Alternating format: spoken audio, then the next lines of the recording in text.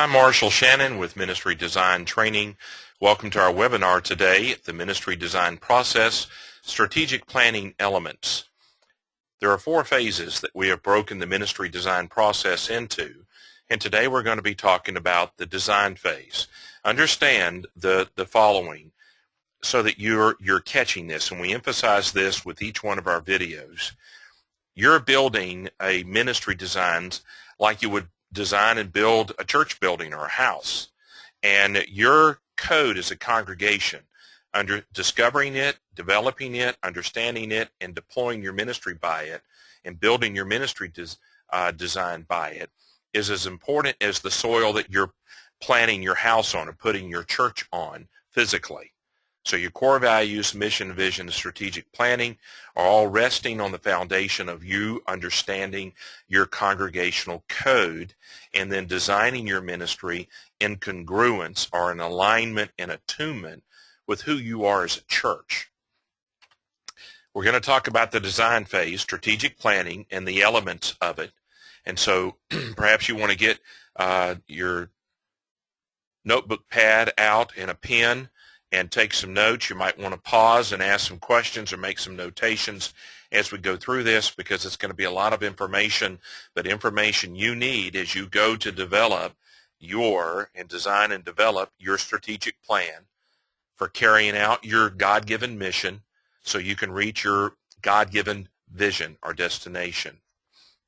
4 pieces of your ministry puzzle that we're going to answer today in this webinar. 1 is, where have you been? 2 is, where are you now? 3 is, where are you going? And 4 is, how will you get there? Where have you been? This is your history. First is your congregation. Where have you been as a congregation? What is the history of your congregation? Your culture. Can you clearly define that? If you have a question about it, there's a book called Cracking Your Congregational Code, written by Samuel Chand, that can help you. Your Code, a book written by Kevin Ford on transforming your church or transforming church, is a book that deals with, in the 4th and 5th chapter, on understanding your code and designing in accordance to it. And of course, our webinars we've done on understanding your code and discovering your code are needed. Your conduct. What are the practices of your church? Every church has a code, a culture, and a conduct. And you have a code of conduct, and you have a culture that tells you. So you need to clearly have a grasp and understanding. And the one of these that is the most invisible to the naked eye is your code. Then you've got a creed. This is what you believe. And then characteristics. Are you a loving church? Are you a judgmental church? Are you a church that focuses on witnessing or worship or works or walking? You know, what kind of characteristics do you have? The fruit of the Spirit, what would people say, and what do people know about you? You need to know who you truly are in your character, conduct, culture, code, and creed as a congregation. And then your community. You need to do some research so that you have a hands-on understanding of your community, other churches in your community, and the unchurched in your community, and everything about it. I want to really encourage you here to do not only the demographic study from Percept Group or Mission Insight or some of the others that you can purchase and look at the demographics, psychographics, and even ecographics of it, but for you to get a firsthand hands-on knowledge of your community and understanding them. Talk to your community leaders, to key leaders of corporations and government in your community, to get their take on the people in your community, the problems that they're facing, the challenges that are there, the things that are hurting people in the community. You may find some open doors where your church can go in and serve and minister to be of tremendous help. I was taught that Charles Haddon Spurgeon, who lived during the Civil War years in London, so 1840 to 1865 or 1875, he was ministering. I was told that if they had shut down Tabernacle Baptist Church in London Charles Haddon Spurgeon's ministry, it would have crippled the town because they had that much connection to and had dove into the city to meet every need they could, to present Christ and give the best image of who Christ is, and to meet their needs spiritually. They dove into and sought to connect and serve in their community. So you look at connectivity. How can you connect? How are you best suited? So where have you been the most successful at connecting with lost people and rescuing people spiritually? How have you best connected to that as you've preached the gospel? And then what changes have you seen? When you look at the changes of your history, what is going on both in your church and in your community? So where have you been? Your history. This is some of the strong elements to your designing, developing, and deploying a strategic plan. Where are you right now? Your context. Your core values. Could you tell me what your core values are? And could you tell me what your code is that your core values are flowing out of? What are your guiding principles? What are your beliefs? What do you stand for? What values guide your ministry on a daily basis? What are your congregation committed to? What are your convictions, your priorities, and underlying assumptions that influence your attitudes and your actions? I'm helping you here take a quick look and review as to what your core values are. These are going to be key elements to the development of your strategic plan. These are a part of your strategic planning foundation. They direct your strategic moves. They should be widely accepted in your congregation. So, where are you now? Your context? What about your mission? It describes your purpose. It describes why your church was started. It describes why you still exist. It defines what business you are in. It defines who your customers are. There is a difference, by the way, between your ultimate purpose of glorifying God and your individual unique mission that God has given to you as a church, how he wants you to carry out the Great Commission in the context of the Great Commandment. What is he saying? It explains who you are and why you exist. It implies your core competencies. What are you good at? Your bandwidth deals with your abilities. Juggling tennis balls, I'm capable of that. That's a capability. But juggling 2 is my capacity. I can't juggle 3. And so your bandwidth is both your capabilities and your capacity. They ought to imply your mission statement, what God has called you to do in particular, ought to be things that you're competent at. It provides a way to measure your success. Are we fulfilling our mission or not? And you can measure it. It states what your ministry wants to be remembered for. So, where are you now? Your context. SWOT, strengths, weaknesses, opportunities, and threats. It's an acrostic. You can run this as an assessment tool. It will give you some idea of the subjective quality of your church. You're trying to find areas that are broken down in some way. So you're going to look at the strengths of your church and build on your strengths. First, you must identify what you're strong at.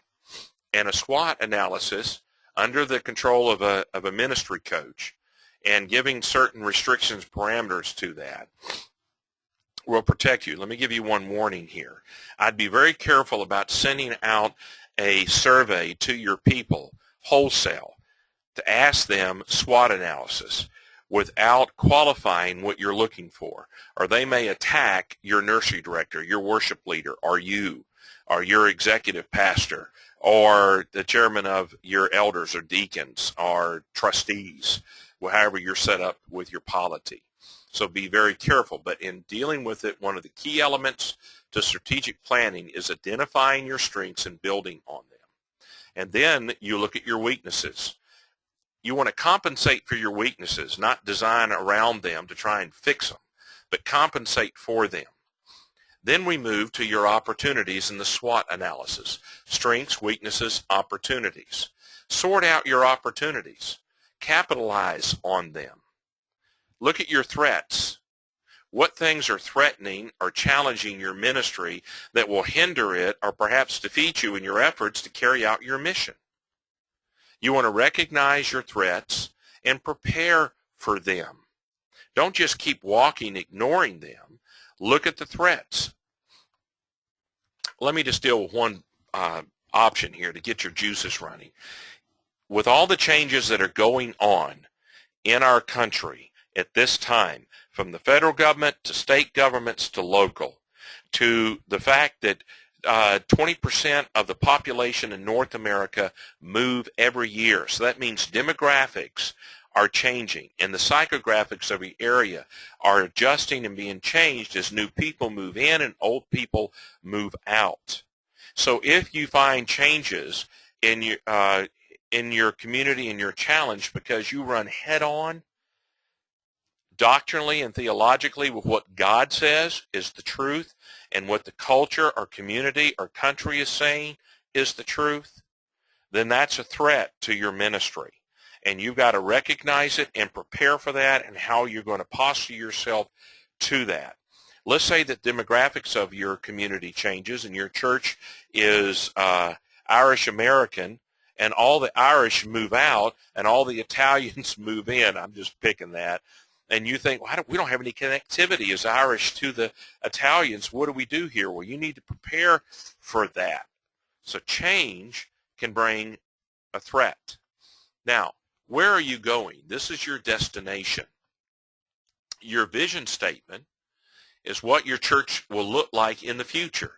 Do you know that I am told, Gary McIntosh mentions this, he says the number one reason why pastors are canned, are no longer effective in their ministries is because of double vision, and I call them dueling visions. They're more than just competing. They're actually at war with one another, and you and your staff or you and your leadership team, however it's put together, you have multiple visions as to what the church is going to become.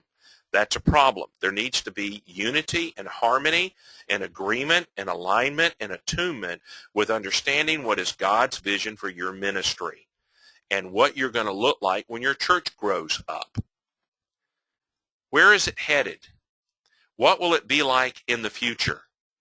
Your core competencies, your competitive advantage. What are you guys best at as a ministry that will allow you to fulfill your mission? You want to study these and survey your people and analyze your people and help them understand and find their individual place in God's economy, along with groups of them together finding their place in God's economy within your ministry. What are you best at? What is your uniqueness? What can you do better than anyone else? I'll give you an example. The church plant that I've been a part of for the last 4 years, we did a special day several times now where we've had on the weekends helped people during this poor economy with all the unemployment, and because we have specialists in our church and executives, CEOs, CFOs, CIOs, COOs, and every other C you can think of, C-level people.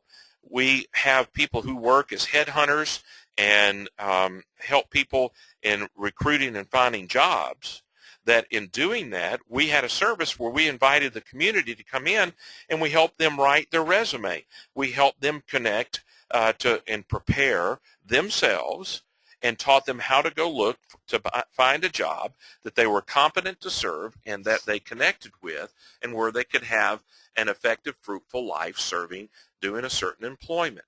Well, our church is really good at that. But other churches wouldn't have any like that at all. They might be teaching or serve some other need, the medical field, that they would feel like they can do better than anyone else for whatever reason. And there's a lot of variety there. So how will you get there? This is your roadmap. How will you reach your vision? What are your options? More than one route to your destination? Use MapQuest going anywhere, and it may give you 2, 3, 4 options of how you can get there by taking different routes. And so your selection determines your pace and your progress. If you're going to go all on back roads through small towns, it's going to take you longer to get there, but you might see some really great things than taking the interstate where they just plowed a straight line through the states to get you to where you're going, and 4 to 6 lanes, and you're just seeing wilderness, or, it determines, but your pace may be a lot faster. The parts of your plan. How to reach your vision, look at your options, and then the parts of your plan. Your strategic options, long-term missional methods for reaching your vision. 4 areas: financial, people, operation, and staff. You want to look at the parts of your plan and take them into accordance. You also want to look at your strategy. Connect your strengths to your opportunities. Explain how you travel to your final destination. Show people how you're going to get there, what the parts and the process is. Does your strategy work well to fulfill your mission? Your short-term goals. You should have some to convert your objectives into performance targets. You want to be specific and measurable. You want to define your targets. You want to communicate. What do you want to accomplish? When do you want to accomplish it? How do you want to accomplish it? Who is going to accomplish it? And so as you talk about these things, understand about the time that you as a leader are sick of hearing you and think your people might stone you with hymn books, or take their shoes off and whack you with it. If you mention it one more time, about the time you reach that point, they are just beginning to get what you're trying to communicate to them. So who's going to be responsible? Now, how will you get there? Your roadmap. You've got action steps, specific actions and processes to help you reach your goals. Implementation steps, start and end dates, personnel assignments, your scorecard. It ought to be monitorable, measurable. Your execution. Who manages the plan? Who monitors the plan? Who communicates the plan? Who supports the plan? And so as you look at this, the requirements for a plan to be effectively executed involve the following things. They should be mission-driven. They should be integrated together, collated together, systematic, and dynamic. If you want to accomplish God's will for your ministry, you better work at figuring out how he wants you to plan out strategically how you're going to fulfill your mission so you can journey with him to reach his preferred future for your church. And so it ought to be mission-driven. It ought to be integrated and systematic and dynamic. People ought to look at the strategic plan and see their place and how they are integrated into God's economy and the game plan for fulfilling the mission of the church. Well, I'm Marshall Shannon, your pre-construction navigator and ministry design coach with Ministry Design Training and Concepts. You can reach me at either one of these phone numbers. We'll be happy to help you one-on-one with your strategic planning.